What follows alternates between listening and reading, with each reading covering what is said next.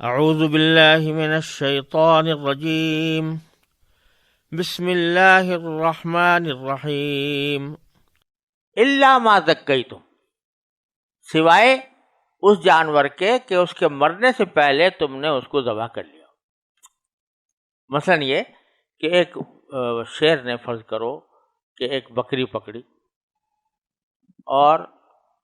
کچھ نہ کچھ اس کے پشت میں سے کھا لیا، کچھ کر لیا، لیکن اس کی جو ابھی وہ زندہ بھی ہے اور وہ رگیں بھی سلامت ہیں جن سے شرعی طور پر ذبح کیا جاتا ہے، تو اگر اس کے مرنے سے پہلے کوئی آدمی جا کر اس کے گلے پر چھری پھیر دے بسم اللہ کہہ کر، تو وہ حلال ہو جائے گا، باوجود ہے کہ ما اکل السبع میں داخل ہے، یعنی درندہ نے کھایا تھا لیکن درندے کی کھانے سے فوراً موت واقع نہیں ہوئی تھی، زندہ تھا اور اس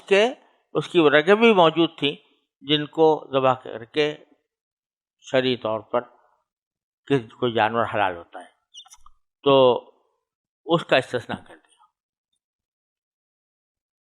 اب یہاں پر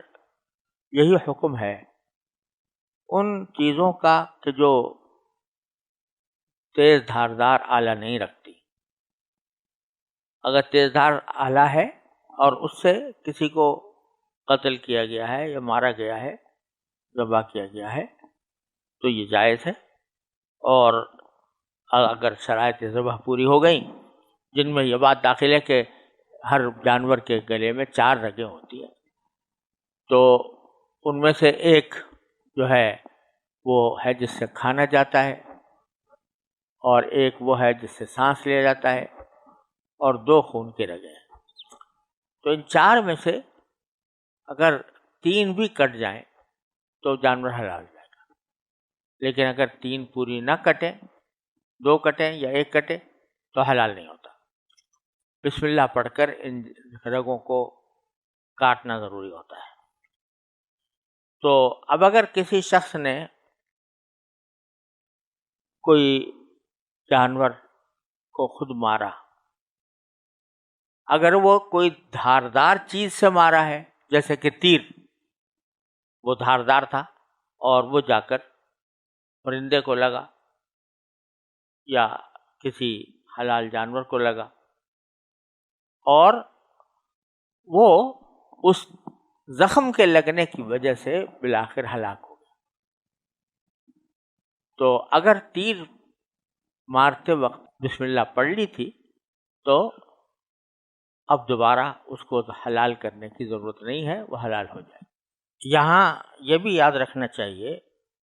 کہ جانوروں کی 2 قسمیں ہوتی ہیں۔ ایک تو وہ جانور ہیں جو پالتو نوعیت کے جانور ہیں اور عام طور سے انسان کے قابو میں آ جاتے ہیں، جیسے بکری ہے، گائے ہے، بھینس ہے یا مرغ وغیرہ ہے، تو ان کے لیے تو ان کے حلال ہونے کا تو ایک ہی راستہ ہے، وہ یہ کہ ان کو پکڑ کر ان کو ذبح کیا جائے، باقاعدہ 4 میں سے 3 رگیں کم از کم کاٹ کر، جیسا کہ پیچھے عرض کیا گیا۔ اس کو ذبح اختیاری کہتے ہیں۔ البتہ اگر کوئی جنگلی قسم کا جانور ہے تو عام طور سے انسان کے قابو میں نہیں آتا، یا اصل میں تو پالتو تھا لیکن کسی وقت ہتے سے اکھڑ گیا اور وہ قابو سے باہر ہو گیا، تو اس صورت میں ضروری نہیں ہے کہ 4 رگیں ہی کٹیں، بلکہ اگر تیز دھار کے آلے سے اس کو ہلاک کر دیا جائے، کہیں بھی وہ جا کر لگا ہو اور اس سے وہ ہلاک ہو جائے، بشرطے کہ تیر پھینکتے وقت بسم اللہ پڑھی گئی ہو، تو وہ حلال ہو جاتا ہے، پھر اس کے 4 رگیں کٹنے کی ضرورت نہیں رہتی، بلکہ جسم کے کسی بھی حصے پر لگے تو وہ حلال ہو جائے گا، بشرطے کہ بسم اللہ پڑھ کے تیر پھینکا گیا ہو اور آلہ جو ہے وہ دھاردار ہو۔ لیکن اگر وہ آلہ دھاردار نہیں ہے بلکہ سخت ہے تو اگر کسی جانور کو وہ مارا جائے تو اس کو چوٹ لگتی ہے، اس کا گلے کا جو خون ہے وہ باہر نہیں جاتا، چوٹ لگتی ہے، چوٹ سے کے صدمے سے وہ اس کا دل بند ہو جاتا ہے، ہلاک ہو جاتا ہے، تو وہ جو کہلاتا ہے موقوذہ کہلاتا ہے۔ تو یہ بندوق کی گولی جو ہوتی ہے،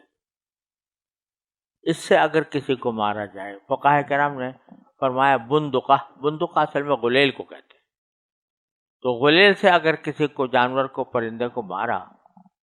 بسم اللہ پڑھ کے پھینکا، وہ وہیں ہلاک ہو گیا، تو یہ جائز نہیں ہوا، حلال نہیں ہوا، بلکہ آپ کو جانا چاہیے تھا اور جا کر، جبکہ آپ کے پاس ایک دھاردار آلہ موجود ہے، اس دھاردار آلے سے اس کو ذبح کرنا چاہیے تھا قاعدے کے مطابق، اگر نہیں کیا تو حلال نہیں۔